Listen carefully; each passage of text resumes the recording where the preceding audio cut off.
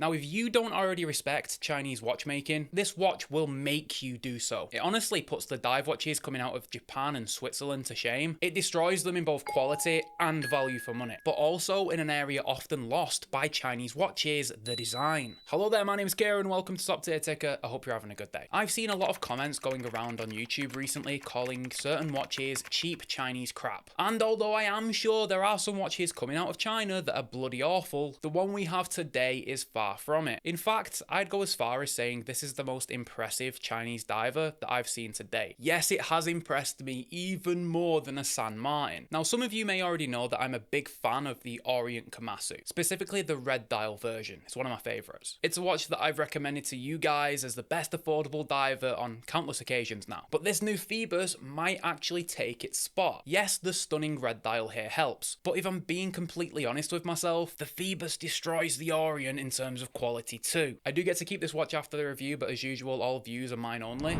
This is the Phoibos PY054D. Now, I think that the Leviathan line is like 3 years old now, but like most Phoibos models, it has definitely evolved through the years. Mainly, it's got a bit smaller. I believe the first models were like 45mm, which is massive, and definitely wouldn't have worked for my tiny little baby wrists. Now, there are 5 new versions of this watch. We have a black dial, 3 different colors, and then a white dial. Now, I personally think that you have to go with one of the colors here, because these dials are just packed with so much character and detail. Now, the reason I believe these to be super compelling is because the price, well, it's just hard to match. These come in at less than your average Seiko 5. They definitely cost less than your average Swiss diver, and they're even around the same price as the fan favorite Chinese brand San Martin. These come in at just $265 or 265 euros, and because Phoibos has stock both within the EU and the USA, it means no import duties for those regions. And obviously because the stock is there, it means you get quicker delivery too. You simply won't find something like this from another brand at this price, especially when considering just how beautiful the dials on these watches are. Now, protecting those beautiful dials is a piece of sapphire. It is completely flat in construction, which helps with the wearability, and there are 3 layers of anti-reflective treatment on here, so these crystals are beautifully clear. And my god, is it a good job they are, because the dial finish on these watches is breathtaking. Not only do we have a fume finish to this dial, but we also have a sunburst in the center too, and just moving the watch around a bit reveals how dynamic this dial is. I think aesthetically there is a lot of balance to this dial just because of how minimal the branding is here. The minute track on this watch is also very simple. It's just a printed white like the text, except it does pop here because it is against that almost black of the outer dial, and again because the outer dial is so dark, those applied indexes really do pop against it as well. Now, those applied indexes have like a frosted finish, like a matte or a sandblasted, but my favorite part of this whole watch genuinely is this handset. These hands are just super sharp and crispy, and yes, they match the finishing of those indexes, so they have that frosted finish to them. They are multifaceted, so they have different reflections depending on the light. This handset is just beautiful, there's no two ways about it, and I think generally speaking the legibility here is just top tier. No matter where you're looking at this watch from, you're going to be able to read the time. Also, gotta give props to Phoibos for one of the most well integrated 3 o'clock date windows I've ever seen. Granted, I still think that a 6 o'clock date window is better, and that is one of the few moans that I have about this watch that we'll go through at the end of the video. Now, at this price, so just over $250, I think most will be happy with the movement that's inside this watch. Phoibos have gone with the ever so popular Seiko NH35. Listen, this is a great movement, and I've never actually experienced a bad one of these. Just sometimes, especially as a reviewer, it's a little bit boring to see these over and over again, but they are reliable, and watch brands use these for a reason. Now, you can't actually see the movement through the case back because Phoibos have gone with a solid case back here. Indeed, this is a screw down case back. We get a little bit of a spec sheet on the outer. The crown itself is also screwed down, meaning that we do get 200 meters of water resistance here. Of course, this is a genuine diver. Not a genuine divers, but you know, good enough for diving at least. Now, I'm glad that they did go with a solid case back because usually that means the watch can be a bit thinner, because the design of this case is very loud and ostentatious, so you do need the help sort of slimming it down a little bit. The shape of this case is reminiscent of, let's say, a Seiko Samurai, so it's super angular and sharp. There's basically no curvature on this watch, everything is a flat surface. So this Phoibos has an aggressive look like your average Seiko and Orient diver, and that is echoed also by the finishing on this watch. There is not a single polished surface on this watch, which does emphasize that this is a tool watch, and that's actually echoed onto the bezel too. Now, typically a ceramic bezel has like a polished finish to it or a shiny finish. However, Phoibos, because they're going for that super tool watch aesthetic, they decided to sandblast sandblast it instead. So usually where a ceramic bezel sort of dresses a watch up slightly, here it does the opposite. Now this is a 120 click dive time bezel. I'd describe the action here as good.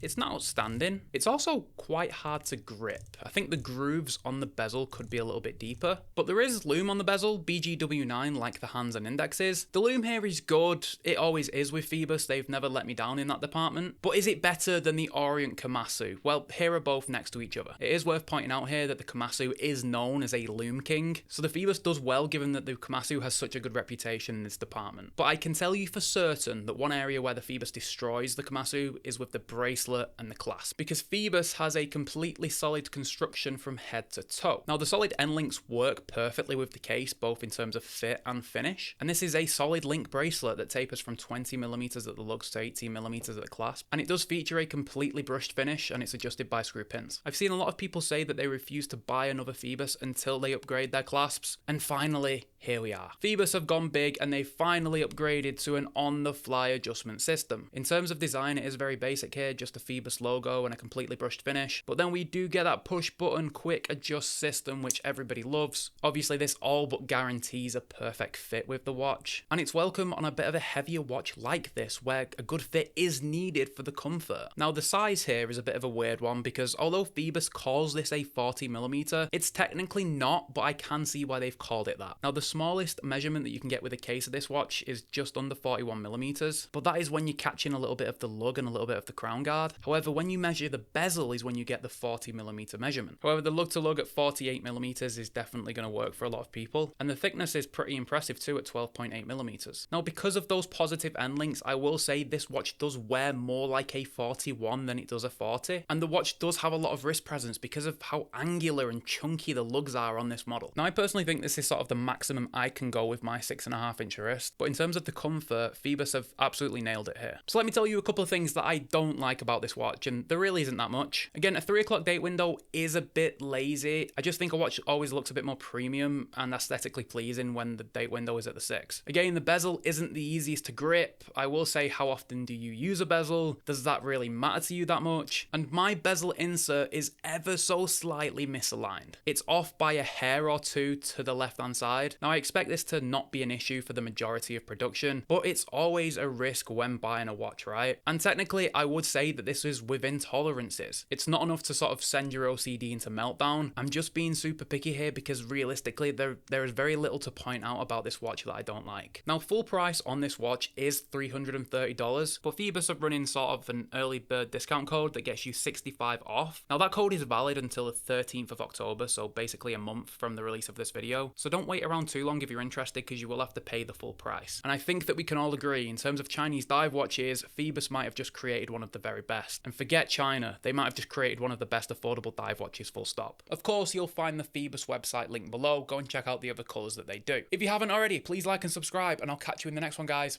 Bye for now.